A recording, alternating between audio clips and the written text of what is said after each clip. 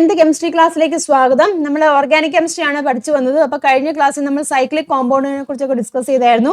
Alicyclic കോമ്പൗണ്ടും അതുപോലെ തന്നെ aromatic കോമ്പൗണ്ട്സും കണ്ടായിരുന്നു, ഹൈഡ്രോ കാർബൺ. അപ്പം അതിലെ ആരോമാറ്റിക്കിൽ വരുന്നതാണ് ബെൻസീനും നാഫ്തലീനും ഒക്കെ കേട്ടോ. വളരെ ഇമ്പോർട്ടൻ്റ് ആണ്, അതിൻ്റെ സ്ട്രക്ചറൊക്കെ വരയ്ക്കാൻ നിങ്ങൾ പഠിക്കണം കേട്ടോ. അപ്പോൾ ഇനി നമുക്ക് അടുത്തത് നോക്കാനുള്ളതാണ് കാറ്റിനേഷൻ. എന്താണ് കാറ്റിനേഷൻ എന്ന് പറഞ്ഞാൽ?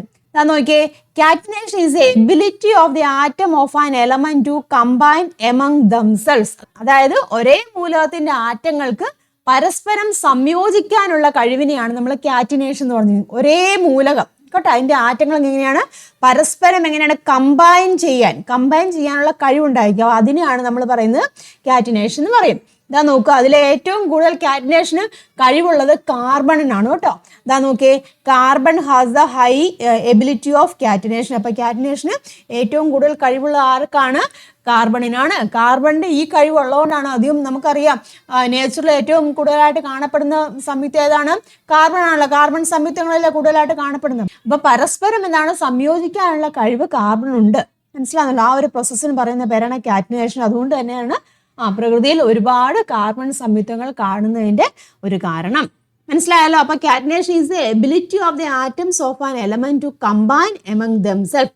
Carbon has highest അല്ലെങ്കിൽ high ability of catenation. This ability of carbon is one of the reason for the large number of carbon compounds found in nature. മനസ്സിലായല്ലോ, പ്രകൃതിയിൽ ഇത്രയധികം കാർബൺ സംയുക്തങ്ങൾ കാണപ്പെടുന്നതിന്റെ കാരണം എന്താണ്? കാർബൺ എന്നാണ്. കാറ്റിനേഷനുള്ള കഴിവ് കൂടുതലാണ്. അതായത് ആറ്റങ്ങൾക്ക് എങ്ങനെയാണ് പരസ്പരം കമ്പൈൻ ചെയ്യാനുള്ള കഴിവ് കാർബണിന് കൂടുതലാണ്. മനസ്സിലായല്ലോ. അപ്പോൾ അവിടെ ഒരു കുറച്ച് ക്വസ്റ്റ്യൻസ് കൊടുത്തിട്ടുണ്ട് കേട്ടോ. നമ്മൾ കഴിഞ്ഞ സെക്ഷനിൽ പഠിച്ച സൈക്ലിക് കോമ്പൗണ്ട്സുമായിട്ട് ബന്ധപ്പെട്ട കുറച്ച് ക്വസ്റ്റ്യൻസും ഉണ്ട്. അപ്പം നമുക്കത് നോക്കാം. അപ്പോൾ ആദ്യത്തെ ക്വസ്റ്റ്യൻ നോക്കിയേ, the structural formula of A hydro carbon is given below. ഒരു ഹൈഡ്രോ കാർബണിന്റെ സ്ട്രക്ചറൽ ഫോർമുലയാണ് ഇവിടെ തന്നിരിക്കുന്നത്. Write the molecular formula of this compound. ഇതിന്റെ മോളിക്കുലാർ ഫോർമുല ഏതാണ് വരുന്നത്? മോളിക്കുലാർ ഫോർമുല ഏത് വരും? ഇതാ നോക്കി, എത്ര കാർബൺ ഉണ്ട്? 1 2 3 4. അപ്പൊ എന്താണ് മോളിക്കുലാർ ഫോർമുല? എങ്ങനെ വരും? C4 ഇല്ലേ? C4 എത്ര ഹൈഡ്രജൻ ഉണ്ട്? 3 2 5 5 1 6 6 2 8. അപ്പം C4H8 ആണ് ഇതിന്റെ മോളിക്കുലാർ ഫോർമുല വരുന്നത്. Then draw the structure of a cyclic compound with the same molecular formula. ഇതേ സെയിം മോളിക്കുലാർ ഫോർമുല വരുന്ന കേട്ടോ ഒരു സൈക്ലിക് കോമ്പൗണ്ടിന്റെ ഘടന വരയ്ക്കാനാണ് പറഞ്ഞിരിക്കുന്നത്. സെയിം മോളിക്കുലാർ ഫോർമുല C4H8 വരുന്ന സൈക്ലിക് കോമ്പൗണ്ട് ആയിരിക്കണം കേട്ടോ. C4H8 വരണം. അപ്പോൾ നോക്കുക, C4H8 വേണമെന്നുണ്ടെങ്കിൽ കാർബൺ ഇല്ലേ? കാർബൺ എന്താണ്? 4 എണ്ണം വേണം. അപ്പോൾ സൈക്ലിക്കും ആയിരിക്കണം എന്ന് പറഞ്ഞിട്ടുണ്ട്. അപ്പോൾ നമുക്ക് എങ്ങനെ വരയ്ക്കാം? ദാ ഇങ്ങനെ ഇല്ലേ? ദാ ഇങ്ങനെ സൈക്ലിക്ക് വരണം എന്നുണ്ടെങ്കിൽ ഇങ്ങനെയാണ്, ഇങ്ങനെ ഇല്ലേ? ഒരു വലയ സംയുക്തമായിട്ട് വരണമെന്നുണ്ടെങ്കിൽ ഇങ്ങനെ ഇല്ലേ? കാർബൺ 4 എണ്ണമായി. ഇനി ഹൈഡ്രജൻ 8 എണ്ണം കൊടുക്കുക ഇല്ലേ? ഹൈഡ്രജൻ 8 എണ്ണം നമുക്ക് ഇങ്ങനെ ഓരോന്നിലും കൊടുക്കാം. ദാ ഇവിടെ ഇവിടെ ഒരെണ്ണം വന്നു. ദാ ഇവിടെ നമുക്ക് ഒരെണ്ണത്തിൽ 2 എണ്ണം വീതം കൊടുക്കുക. 4 എണ്ണം അല്ലേ? 4 കാർബൺ അല്ലേ ഉള്ളൂ. അപ്പോൾ 2 ഹൈഡ്രജൻ വീതം കൊടുക്കാം ഇല്ലേ? ഇതാ നോക്കിയതാ ഇവിടെ ഒരെണ്ണം കൊടുത്തു. ഇതാ ഇങ്ങനെ ഇല്ലേ? ഇങ്ങനെ കൊടുക്കാമല്ലോ. ഇങ്ങനെ കൊടുത്തു കഴിയുമ്പോൾ ഹൈഡ്രജൻ 8 എണ്ണം ആയില്ലേ? നോക്കിയേ, ഹൈഡ്രജൻ 8 എണ്ണം ആയല്ലോ. അപ്പം വന്നു. അപ്പം ഇതിന്റെ പേരെന്താണ്? നമ്മൾ സൈക്ലിക് കോമ്പൗണ്ട് എങ്ങനെ പേരിടുന്നു? സൈക്ലോ വെച്ചിട്ടില്ലേ? സൈക്ലോ വെച്ചിട്ട് പിന്നെ നോക്കുക, വേർഡ് റൂട്ട് നോക്കുക ഇല്ലേ? വേർഡ് റൂട്ട് നോക്കുമ്പോൾ ഏതാണ്? 4 കാർബൺ ആറ്റാണ്. അപ്പം ഇതിന്റെ പേര് എന്ത് വരും? സൈക്ലോ 4 കാർബൺ ആറ്റം വരുമ്പം ബ്യൂട്ട് വരും. പിന്നെ അത് നോക്കുക, എല്ലാം സിംഗിൾ ബോണ്ടാണ് വരുന്നത് അല്ലേ? അപ്പം സൈക്ലോ ബ്യൂട്ടൈൻ ഇല്ലോ? സൈക്ലോ ബ്യൂട്ടൈൻ ആണ് വരുന്നത്. മനസ്സിലായല്ലോ. അപ്പം ഇതേ മോളിക്കുലാർ ഫോർമുല വരുന്ന ഒരു സൈക്ലിക് കോമ്പൗണ്ടിന് നമ്മൾ സ്ട്രക്ചർ വരച്ചു. ഇനി അടുത്ത ക്വസ്റ്റ്യൻ നോക്കുക. The structure of 2 organic compounds are given below. Compare these. 2 organic കോമ്പൗണ്ട്സിന്റെ സ്ട്രക്ചർ ആണ് ഇവിടെ കൊടുത്തിരിക്കുന്നത്. കമ്പയർ ചെയ്യാനാണ് പറഞ്ഞിരിക്കുന്നത് ഇല്ല? നമുക്ക് കാണുമ്പോൾ അറിയാം. ആദ്യത്തെ കോമ്പൗണ്ട് ഏതാണ്? കാണുമ്പോൾ അറിയാം ഏതാണ്? നമ്മുടെ ആദ്യത്തെ കോമ്പൗണ്ട് ബെൻസീൻ ആണ്, നമുക്കറിയാം. രണ്ടാമത്തെ കോമ്പൗണ്ട് ഏതാണ്? കണ്ടല്ലേ? ഏതാണ് രണ്ടാമത്തെ കോമ്പൗണ്ട്? അതാ സൈക്ലിക് കോമ്പൗണ്ട് ആണ്. എല്ലാത്തിലും 2 ഹൈഡ്രജൻ ആറ്റം വീതം ഉണ്ട്. എത്ര കാർബൺ ആറ്റാണ്? 6 കാർബൺ ആറ്റം ഉണ്ട്. അപ്പൊ പേരാദ്യമേ നമ്മൾ എഴുതാം ഇല്ലേ? അപ്പൊ എന്ത് വരും? പേരെന്ത് വരും? നമുക്ക് നോക്കാം. അങ്ങോട്ട് ആദ്യമേ നമുക്ക് മോളിക്കുലാർ ഫോർമുല എഴുതാം. മോളിക്കുലാർ ഫോർമുല ആദ്യത്തെ മോളിക്കുലാർ ഫോർമുല ഏതാണ്? ബെൻസീൻ നമുക്ക് അറിയാം ഇല്ലേ? ഏതാണ്? C6H6 ഇല്ലേ? 6 കാർബൺ ആറ്റവും 6 ഹൈഡ്രജൻ ആറ്റവും. ഇതിന്റെ മോളിക്കുലാർ ഫോർമുല എന്ത് വരും നോക്കി? എത്ര കാർബൺ ആറ്റം ഉണ്ട്? അതവിടെ നോക്കി. ഇവിടെ 6 കാർബൺ ആറ്റം ഉണ്ടല്ലേ? C6. ഓരോ കാർബൺ ആറ്റത്തിലും 2 ഹൈഡ്രജൻ ഉണ്ട്. അപ്പൊ എത്ര വരും? H12 വരും ഇല്ല? 6 കാർബൺ ആറ്റമാണ്. ഓരോന്നിലും 2 എണ്ണം ഉണ്ടെങ്കിൽ H12 വരും. അപ്പൊ മോളിക്കുലാർ ഫോർമുല എഴുതി ആണല്ലോ. ഇനി IUPAC നെയിം എന്ത് വരും? അത് തന്നെ IUPAC നെയിം എന്താണ് പറഞ്ഞത്? ബെൻസീൻ ഇല്ലേ? നമുക്കറിയാം ഇതെന്താണ്? ബെൻസീൻ ആണ് അല്ലേ? ബെൻസീൻ ആണ് ഇത് വരുന്നത്. ഇനി ഇതിന്റെ എന്താണ് പേര് വരുന്നത്? സൈക്ലിക് കോമ്പൗണ്ട് ആണ്, അതുകൊണ്ട് തന്നെ സൈക്ലോ ഇല്ലേ? സൈക്ലോ എന്ന് എഴുതുക. എത്ര കാർബൺ ആറ്റം ഉണ്ട്? 6. അപ്പോൾ സൈക്ലോ ഹെക്സൈൻ എന്ന് വരും. Cyclo hexyne. ഇനി എങ്ങനെയുള്ള കോമ്പൗണ്ട് ആണെന്ന് നോക്കുക. ബെൻസീൻ എങ്ങനെയാണ്? ബെൻസീൻ നമുക്കറിയാം ആരോമാറ്റിക് ആണെന്നറിയാം അല്ലേ? ബെൻസീൻ ആരോമാറ്റിക് ഹൈഡ്രോ കാർബൺ ആണ് ഇല്ലേ? ഇതെന്ന് പറഞ്ഞിരിക്കുന്നത് എന്താണ്? ആലിസൈക്ലിക്കും ആണ് അല്ലേ? ആലിസൈക്ലിക്കും ആണ് ഇത്. മനസ്സിലായല്ലോ? കമ്പയർ ചെയ്ത് മനസ്സിലായല്ലോ? മോളിക്കുലാർ ഫോമിൽ എഴുതി, IUPAC നെയിം എഴുതി, പിന്നെ എങ്ങനത്തെയുള്ള കോമ്പൗണ്ട് ആണെന്നും സൈക്ലിക് കോമ്പൗണ്ട് ആണെന്നും നമ്മൾ എഴുതി. അത് ബെൻസീൻ ആരോമാറ്റിക് ആണ്, ഇതെന്ന് പറയുമ്പോൾ ആലിസൈക്ലിക് കോമ്പൗണ്ടും ആണ്. ഓക്കെ ആണല്ലോ? ഇനി എന്താണ് അടുത്ത് പറഞ്ഞിരിക്കുന്നത്? You have seen that the number of carbon compounds is very high ഇല്ലേ? കാർബൺ കോമ്പൗണ്ട്സ് എല്ലായിടത്തും കൂടുതലാന്ന് നമ്മൾ കണ്ടു. List the reason for this. അതിന്റെ റീസൺ എന്താണെന്നാണ് ചോദിച്ചിരിക്കുന്നത്. കാർബൺ കോമ്പൗണ്ട്സ്, കാർബൺ സംയുക്തങ്ങളുടെ എണ്ണം വളരെ കൂടുതലാണെന്ന് നമുക്ക് മനസ്സിലാക്കി അല്ലേ? അതിനുള്ള കാരണങ്ങൾ എന്താണ്? നമുക്കറിയാം. കാരണങ്ങൾ എന്ന് പറയുന്നത് നമുക്ക് എന്ത് പറയാം? കാർബണിന്റെ വാലൻസി ഇല്ലേ? ഒരു കാരണം പറയാം, കാർബണിന്റെ വാലൻസി 4 ആണ്. അതുകൊണ്ട് തന്നെ എന്താണ്? 4 കോവാലന്റ് ബോണ്ട് അല്ലേ? കാർബൺ മറ്റുള്ളവയായിട്ട് കോവാലന്റ് ബോണ്ടിങ് ഉള്ള ടെൻഡൻസി ഉണ്ട്. പിന്നെ കാറ്റിനേഷൻ ഇല്ലേ? കാറ്റിനേഷൻ ചെയ്യാനുള്ള ടെൻഡൻസി കാർബണിനുണ്ട്, നമ്മൾ പഠിച്ചതാണ് അല്ലേ? അപ്പോൾ തന്നെ സിംഗിൾ ബോണ്ടും ഡബിൾ ബോണ്ടും ഒക്കെ നമുക്ക് അവിടെ ഫോം ചെയ്യാൻ സാധിക്കും ഇല്ല? അതുപോലെ തന്നെ സൈക്ലിക് കോമ്പൗണ്ടും ഫോം ചെയ്യാൻ സാധിക്കും. അതുകൊണ്ടാണ് കാർബൺ കോമ്പൗണ്ട്സിന്റെ നമ്പർ കൂടുതലായിട്ട് കാണപ്പെടുന്നത്. അപ്പോൾ ആൻസർ ആയിട്ട് നമുക്ക് വേണമെങ്കിൽ ഇങ്ങനെ എഴുതാം കേട്ടോ. അതാ നോക്കി എന്താ പറയാം? The valency of carbon is 4. So it has the ability to form the 4 covalent bond with other atoms or carbon itself. പിന്നെന്താണ്? കാറ്റിനേഷനുള്ള എബിലിറ്റി ഉണ്ട്. കാർബണിന് കാറ്റിനേഷനുള്ള എബിലിറ്റി ഉണ്ട്. അതുപോലെ തന്നെ എന്താണ്? Can form single, double and triple covalent bonds അല്ലേ? Form ചെയ്യാം. അതുപോലെ തന്നെ എന്ത് പറയാം? Can form an open chain and cyclic or ring compound. Open ചെയിനും ഫോം ചെയ്യാൻ സാധിക്കും, സൈക്ലിക്കും അല്ലേ ഫോം ചെയ്യാൻ സാധിക്കും. അതുകൊണ്ടാണ് നമ്പർ ഓഫ് കാർബൺ കോമ്പൗണ്ട്സ് പറഞ്ഞാൽ വളരെ കൂടുതലാണെന്ന് പറയാനതിൻ്റെ കാരണങ്ങൾ. ഈ 4 പോയിന്റുകൾ നിങ്ങൾ ലിസ്റ്റ് ചെയ്ത് എഴുതുക കേട്ടോ. ഇനി നമുക്ക് അടുത്ത് പഠിക്കാനുള്ളതാണ് പെട്രോളിയം അല്ലേ? എന്താണ് പെട്രോളിയം? ഫോസിൽ ഇന്ധനങ്ങളിൽ പെടുന്നതാണ് അല്ലേ പെട്രോളിയം ഇല്ലേ? പെട്രോളിയം എങ്ങനെയാണ് ഖനനം ചെയ്തെടുക്കുന്നത്, അങ്ങനെയുള്ള കുറച്ച് കാര്യങ്ങളൊക്കെയാണ് കേട്ടോ നമുക്കിവിടെ പഠിക്കാനുള്ളത്. നോക്കാം. എന്തായാലും ഇവിടെ ഒരു പിക്ചർ കൊടുത്തിരിക്കുന്നുണ്ടോ? പെട്രോളിയത്തിന്റെ വിശ്ലേഷണം ചെയ്തെടുക്കുന്ന മെത്തേഡുകളും കാര്യങ്ങളൊക്കെയാണ് ഇവിടെ ചിത്രങ്ങളിൽ കൊടുത്തിരിക്കുന്നത് കേട്ടോ.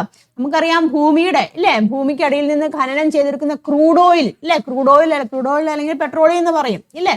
അതെങ്ങനെയാണ്? വിവിധ ഹൈഡ്രോ കാർബണുകളുടെ മിശ്രിതമാണ്. അതായത് ഫോസിൽ ഫ്യൂലിൽ നിന്നാണ് ഇതെല്ലാം കിട്ടുന്നത്. ഈ ഫോസിൽ ഫ്യൂൽ എന്ന് പറയുമ്പോൾ എന്താണ്? ഒരുപാട് ഹൈഡ്രോ കാർബണുകളുടെ മിശ്രിതമാണ് ഇല്ലേ? അവിടെ നിന്നാണ് നമ്മൾ ഈ ക്രൂഡ് ഓയിൽ അല്ലെങ്കിൽ പെട്രോളിയം ഒക്കെ എങ്ങനെ ഈ ഖനനം ചെയ്തെടുക്കുന്നത്. മനസ്സിലാവുന്നല്ലോ? അത് ഭൂമിക്ക് അടിയിൽ എങ്ങനെയാണ്? പാറകൾക്ക് ഇടയിലൊക്കെയാണ് കാണപ്പെടുന്നത്. കണ്ടല്ലോ ഈ പിക്ചർ കണ്ടോ? പെട്രോളിയം എവിടെയാന്ന് നോക്കിയേ? ഭൂമിയുടെ അടിയിലല്ലേ? എർത്തിന്റെ ക്രസ്റ്റ് ഉണ്ട്, പിന്നെ അടുത്ത ഇത് വരുന്നുണ്ട് അല്ലേ? അടുത്ത പോർഷൻ വരുന്നുണ്ട്, പിന്നെ എന്താണ്? റോക്ക് വരുന്നുണ്ട്, നാച്ചുറൽ ഗ്യാസും വരുന്നുണ്ട്. അത് കഴിഞ്ഞിട്ടൊക്കെയാണ് ഈ പെട്രോളിയം വരുന്നത്. അവിടെ നിന്നാണ് ആ പെട്രോളിയം കണ്ടില്ലേ ഖനനം ചെയ്തെടുക്കുന്നത്, ഡ്രിൽ ചെയ്തെടുക്കുന്നത്. അതുപോലെ ഗ്യാസ്, നാച്ചുറൽ ഗ്യാസും ഒക്കെ ഡ്രിൽ ചെയ്തെടുക്കുന്നുണ്ട്. മനസ്സിലായല്ലോ? നോക്കാം. ക്രൂഡ് ഓയിൽ ഓർ പെട്രോളിയം കേട്ടോ. പെട്രോളിയത്തിന് മറ്റൊരു പേരും പറയും ക്രൂഡ് ഓയിൽ എന്ന് പറയും കേട്ടോ. എ ഫോസിൽ ഫ്യൂൽ ആണ്. It's A mixture of various hydro carbons and is mind from beneath the earth surface. എന്താണ്? ഭൂമിക്കടിയിൽ നിന്ന് ഖനനം ചെയ്തെടുക്കുന്ന ക്രൂഡ് ഓയിൽ അല്ലെങ്കിൽ പെട്രോളിയം അതെന്താണ്? ഒരു ഫോസിൽ ഫ്യൂവൽ ആണ്. അതെങ്ങനെയാണ്? വിവിധ ഹൈഡ്രോ കാർബണുകളുടെ മിശ്രിതമാണ് ഇല്ലേ? വിവിധ ഹൈഡ്രോ കാർബണുകളുടെ മിശ്രിതമാണ്. It is found among hard rocks that lie far below the surface of the earth. നമുക്കറിയാം അല്ലേ? ഭൂമിക്ക് വളരെ അടിയിലുള്ള ദൃഢതയേറിയ പാറകൾക്കിടയിലാണത് കാണപ്പെടുന്നത്. കണ്ടില്ലേ? ചിത്രം കണ്ടല്ലോ? എവിടെയാണ് പെട്രോളിയം? വീണ്ടും ഈ പോർഷനാണ് കാണപ്പെടുന്നത്. ഒരുപാട് പാറകളും ഒക്കെ ഉണ്ട്. അതിൻ്റെ ഇടയിൽ നിന്നാണ് നമുക്ക് പെട്രോളിയം ലഭിക്കുന്നത്. ഇനി petroleum is formed as a result of the chemical changes undergone by the remains of living organisms over a long period of time. നമുക്കറിയാവുന്ന കാര്യമാണ് അല്ലേ? ജീവജാലങ്ങളുടെ അവശിഷ്ടങ്ങൾ അനേകായിരം വർഷങ്ങൾക്ക് അതങ്ങനെ കിടന്നിട്ട് കെമിക്കൽ ചേഞ്ചസ് ഒക്കെ വന്നിട്ട് അതിൻ്റെ കെമിക്കൽ ചേഞ്ചസിന് വിധേയമായതിൻ്റെ ഫലമായിട്ടാണ് പെട്രോളിയം ഒക്കെ രൂപപ്പെടുന്നത്. Different components of petroleum R separated using the methods of fractional distillation. അത് ചോദിക്കാം കേട്ടോ. അതായത് പെട്രോളിയത്തിലെ വിവിധ ഘടകങ്ങളെ വേർതിരിച്ചെടുക്കുന്നത് ഫ്രാക്ഷണൽ ഡിസ്റ്റിലേഷൻ അല്ലെങ്കിൽ എന്താണ്? ആംശിക ഛേദനം എന്ന് പറയും കേട്ടോ. പെട്രോളിയത്തിൽ ഒരുപാട് ഘടകങ്ങളുണ്ട്. അപ്പോൾ അതിനെല്ലാം നമ്മൾ വേർതിരിച്ചെടുക്കും. പെട്രോളിയമാണ് നമുക്ക് കിട്ടുന്നത്. പെട്രോളിയത്തിൽ നിന്നാണ് നമ്മൾ പെട്രോള് കേട്ടോ. അതുപോലെ തന്നെ കെറോസിന്, ഡീസൽ, ഇതൊക്കെ എങ്ങനെയാണ് വേർതിരിച്ചെടുക്കുന്നുണ്ട് കേട്ടോ. പെട്രോളിയം കിട്ടുന്നുണ്ട്. ആ പെട്രോളിയത്തിന് പ്രത്യേക രീതിയിൽ ടെമ്പറേച്ചറിലൊക്കെ ഹീറ്റ് ചെയ്യുമ്പോഴാണ് നമുക്ക് petrol, naphtha, kerosene, diesel, lubricating oil, fuel oil ഒക്കെ കിട്ടുന്നത്. അപ്പം ആ ഒരു പ്രോസസ്സിനെ പറയുന്ന പേരാണ് ഫ്രാക്ഷണൽ ഡിസ്റ്റിലേഷൻ എന്ന് പറയും കേട്ടോ. അതൊക്കെ ചോദിക്കാം കേട്ടോ. പെട്രോളിയത്തിൽ നിന്ന് കോമ്പോണൻസിനെ എന്താണ് സെപ്പറേറ്റ് ചെയ്യുന്ന മെത്തേഡ് എന്ന് പറയുന്ന പേരെന്താണ്? Fractional distillation. ആ ഒരു ചിത്രമാണ് ഇവിടെ കൊടുത്തിരിക്കുന്നത് കേട്ടോ. നോക്കുക, some of the components obtained during the fractional distillation of petroleum and their uses are given the table. ഒരു ടേബിൾ കൊടുത്തിട്ടുണ്ട്. ഈ പെട്രോളിയത്തിനെ നമ്മൾ ഫ്രാക്ഷണൽ ഡിസ്റ്റിലേഷൻ ചെയ്യുമല്ലോ, അപ്പോൾ നമുക്ക് ചില ഘടകങ്ങൾ കിട്ടും. അതിൻ്റെ ഒരു പട്ടികയൊക്കെയാണ് താഴെ ഇവിടെ കൊടുത്തിട്ടുണ്ട് കേട്ടോ. ഏതൊക്കെയാണ് കിട്ടുന്നത് എന്നുള്ളതൊക്കെ കൊടുത്തിട്ടുണ്ട്. നോക്കാം. The number of carbon and the structure of the carbon chain are the important factors which influence the properties of fuels. കാർബണാറ്റങ്ങളുടെ എണ്ണം കേട്ടോ. നമ്പർ ഓഫ് കാർബണാറ്റം, കാർബണാറ്റങ്ങളുടെ എണ്ണം, അതുപോലെ തന്നെ കാർബൺ ചെയിനിന്റെ ഘടന, സ്ട്രക്ചർ ഓഫ് കാർബൺ ചെയിൻ കേട്ടോ, എന്നിവ ഇന്ധനങ്ങളുടെ ഗുണങ്ങളെ സ്വാധീനിക്കുന്ന പ്രധാന ഘടകങ്ങളാണ്. നമുക്ക് പലതരത്തിലുള്ള ഇന്ധനങ്ങൾ കിട്ടുന്നില്ലേ? പെട്രോള്, ഡീസല്, കെറോസിനൊക്കെ ഇന്ധനങ്ങളാണ് നമുക്കറിയാം. അപ്പൊ അതിൻ്റെയൊക്കെ ഗുണങ്ങളെ സ്വാധീനിക്കുന്ന പ്രധാനപ്പെട്ട ഘടകങ്ങൾ ഏതൊക്കെയാണ്? നമ്പർ ഓഫ് കാർബൺ ആറ്റം ഇല്ല, നമ്പർ ഓഫ് കാർബൺ ആറ്റം, അതുപോലെ തന്നെ സ്ട്രക്ചർ ഓഫ് കാർബൺ ചെയിൻ. അവിടെയുള്ള കാർബണിന്റെ സ്ട്രക്ചർ എങ്ങനെയാണ്, കാർബൺ ആറ്റങ്ങളുടെ നമ്പർ എങ്ങനെയാണ്, അതനുസരിച്ചിട്ടാണ് പെട്രോള്, ഡീസല്, കെറോസിൻ്റെ ഒക്കെ അതിൻ്റെ എന്താണ് ഗുണങ്ങളൊക്കെ വരുന്നത്. The gases obtained during fractional distillation can be condensed under suitable conditions and used for different purposes. അതായത് നമുക്ക് ഈ ഫ്രാക്ഷണൽ ഡിസ്റ്റിലേഷൻ നടത്തുന്നുണ്ടെന്ന് പറഞ്ഞല്ലോ. അതായത് ഈ പ്രോസസ്സ് വഴി നമ്മൾ ഫ്രാക്ഷണൽ ഡിസ്റ്റിലേഷൻ നടത്തുന്നുണ്ട്. അപ്പം എന്താണ്? വാതകങ്ങളെ കിട്ടും. ആ വാതകങ്ങളെ ഒരു പ്രത്യേക അല്ലെങ്കിൽ അനുകൂലമായ സാഹചര്യങ്ങൾ അത് സാന്ദ്രീകരിക്കും കേട്ടോ. സാന്ദ്രീകരിച്ച് അല്ലെങ്കിൽ കണ്ടൻസ്ഡ് ചെയ്യും. അങ്ങനെ കണ്ടൻസ് ചെയ്തിട്ടാണ് വിവിധ ആവശ്യങ്ങൾക്ക് ഉപയോഗിക്കുന്നത്. ഗ്യാസും കിട്ടുന്നുണ്ട് അല്ലേ? പല പല ടെമ്പറേച്ചറിൽ കണ്ടില്ല, പല പല ടെമ്പറേച്ചർ 250 ഡിഗ്രി സെൽഷ്യസിൽ കണ്ടില്ലേ ഡീസല്. അപ്പോൾ പല പല ടെമ്പറേച്ചറിൽ ചെയ്യുമ്പോഴാണ് നമുക്ക് ഓരോരോ കോമ്പൗണ്ടും കിട്ടുന്നത്. അപ്പം ഗ്യാസ് കിട്ടുന്നതിന് നമ്മൾ കണ്ടൻസ്ഡ് ആക്കും. അതായത് എന്താണ് ചെയ്യുന്നത്? സാന്ദ്രീകരിക്കുക, എന്നിട്ട് വിവിധ ആവശ്യങ്ങൾക്ക് ഉപയോഗിക്കും. Okay, the main component of liquefied petroleum gas LPG used for cooking. അതിന് നമ്മൾ കുക്കിങ്ങിന് ഉപയോഗിക്കുന്നതാണ് LPG ആണ്. LPG ഫുൾ ഫോം ഏതാണ്? ലിക്വിഫൈഡ് പെട്രോളിയം ഗ്യാസ് ആണ്. അതിലെ മെയിൻ കമ്പോണന്റ് ഏതാണ്? ബ്യൂട്ടൈൻ ആണ് കേട്ടോ. ബ്യൂട്ടൈൻ ഏത് കാറ്റഗറി പെടും? ബ്യൂട്ടൈൻ എന്നാണ്. അത് ആൽക്കൈനിൽ പെടുന്നതാണ്. നമുക്കറിയാമല്ലേ, പാചകത്തിന് ഉപയോഗിക്കുന്നതാണ് LPG. LPG എന്ന് പറഞ്ഞാൽ ലിക്വിഫൈഡ് പെട്രോളിയം ഗ്യാസ് ആണ് കേട്ടോ. ലിക്വിഫൈഡ് പെട്രോളിയം ഗ്യാസ് ആണ്. അതിനെ ലിക്വിഫൈ ചെയ്തിരിക്കുകയാണ് കേട്ടോ. അതിലെ പ്രധാന ഘടകം ഏതാണ്? ബ്യൂട്ടൈൻ ആണെന്ന് പറഞ്ഞാൽ ബ്യൂട്ടൈൻ ഏത് വിഭാഗത്തിൽ പെടുന്നതാണ്? ആൽക്കൈൻ വിഭാഗത്തിൽ പെടുന്നതാണ് കേട്ടോ. അതൊക്കെ 1 മാർക്കിൻ്റെ ആയിട്ട് ചോദിക്കാം. കൃത്യമായിട്ട് മനസ്സിലാക്കി എടുക്കുക. അതിന് ഇവിടെ നോക്കിയാൽ ടേബിൾ കൊടുത്തിരിക്കുന്നത് കേട്ടോ. എന്തൊക്കെയാണ് ഇവിടെ കിട്ടുന്നതെന്നുള്ള നമുക്ക് നോക്കാം. നോക്കിയാൽ ഗ്യാസസ് കിട്ടുന്നുണ്ട് ഇല്ലേ? ഗ്യാസസ് നമ്പർ ഓഫ് കാർബണാറ്റം നോക്കിയാൽ എങ്ങനെയാണെന്നുള്ളത്. ഹൈഡ്രോ കാർബണിൽ അടങ്ങിയിരിക്കുന്ന കാർബണാറ്റങ്ങളുടെ എണ്ണം എങ്ങനെയാണ്? C1 to C4 വരെ വരുന്നുണ്ട് അല്ലേ?